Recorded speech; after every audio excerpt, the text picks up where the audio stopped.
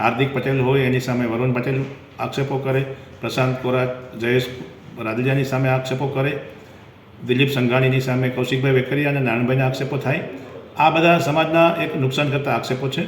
ખાસ કરીને આ કોનો ફાયદો અને કોનું પ્લાનિંગ છે એ પણ સમાજે વિચારવાની જરૂર છે.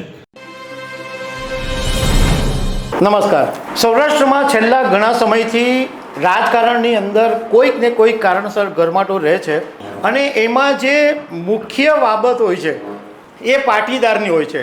કારણ કે રાજકારણની અંદર પાટીદારો ક્યાંક ને ક્યાંક જોડાયેલા હોય છે અને સમાજની વાત હોય છે તો એમાં પણ પાટીદારો હોય છે. તો અત્યારે ઘણી વખત એવું પણ જોવા મળ્યું કે પાટીદારો જ એકબીજાની સામસામે આવી ગયા છે. હવે પાટીદાર અનામત આંદોલન સમિતિના નેતા દિનેશ બાંભણિયા અને દિનેશભાઈ ખોડલધામના પણ સભ્ય છે.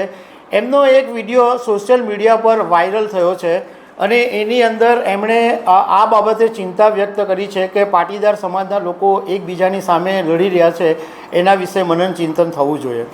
તો આના વિશે તમારી સાથે વાત કરીશ. મારું નામ રાજેશ શાહ છે અને તમે જોઈ રહ્યા છો ગુજરાતના સૌથી મોટા ડિજિટલ ન્યૂઝ પ્લેટફોર્મ ખબરછે.com.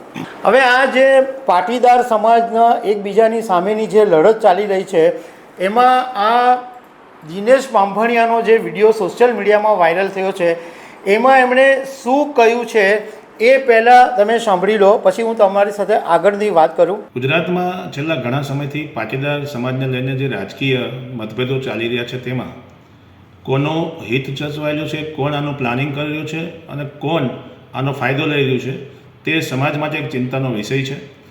ઘણા બધા રાજકીય આગેવાનોની વર્સિસ પટેલ સમાજની સામે પટેલ સમાજના આગેવાનો જ વિવાદ કરી રહ્યા છે. ત્યારે ખાસ કરીને સમાજના લોકોને એક રિક્વેસ્ટ છે કે આના બાબતે ચિંતન થાય, કારણ કે આ લાંબા ગાળે ચિંતાનો વિષય છે.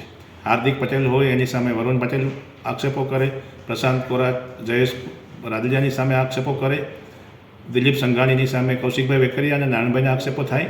આ બધા સમાજના એક નુકસાન કરતા આક્ષેપો છે. ખાસ કરીને આ કોનો ફાયદો અને કોનું પ્લાનિંગ છે એ પણ સમાજે વિચારવાની જરૂર છે.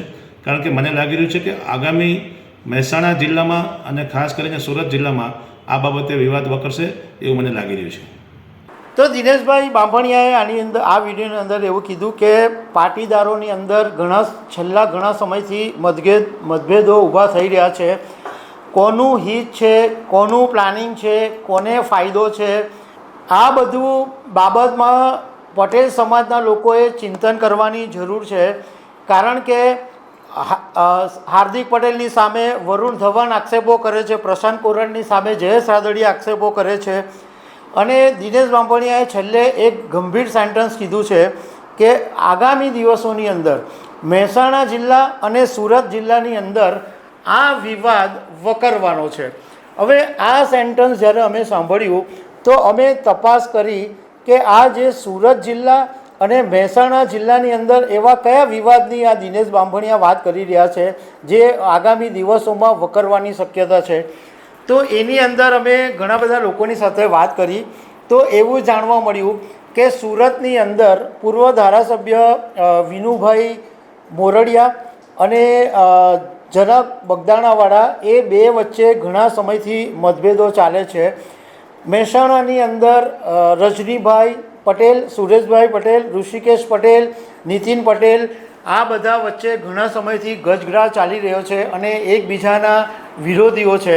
અને હમણાં 2 દિવસ પહેલાં નીતિન પટેલે એ જે નિવેદન આપ્યું કે ભાઈ ઘણા બધા લોકો જે છે ભાજપના કાર્યકરો, ભાજપના નેતાઓ એ મોટા કરોડપતિઓ બની ગયા છે દલાલી કરીને. તો બીજી તરફ પાટણમાં કિરીટ પટેલ અને કરશન પટેલની સામે વિવાદો ચાલે છે.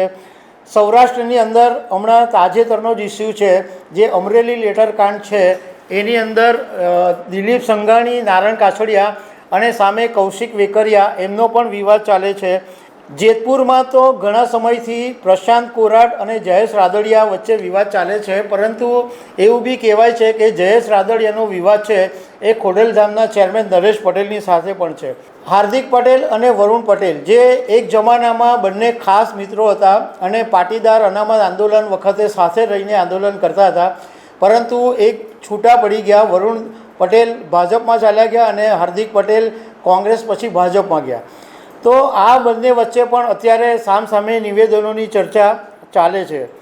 આમાં મૂળ વાત એ છે કે દિનેશભાઈની એક વાત સાચી છે કે ભાઈ કોઈ પણ સમાજ હોય એ અંદર મતભેદોને કારણે લડવાને બદલે સમાજે એક રહેવાની જરૂર છે. કારણ કે પાટીદાર સમાજ એવો છે કે જેની રાજકારણમાં પણ તાકાત છે, સમાજકારણમાં પણ તાકાત છે અને ધર્મકારણમાં પણ તાકાત છે. બધી જગ્યાએ પાટીદારો એકદમ પાવરફુલ છે. પરંતુ જો અંદર લડવાનું થશે તો સમાજ તૂટી જશે.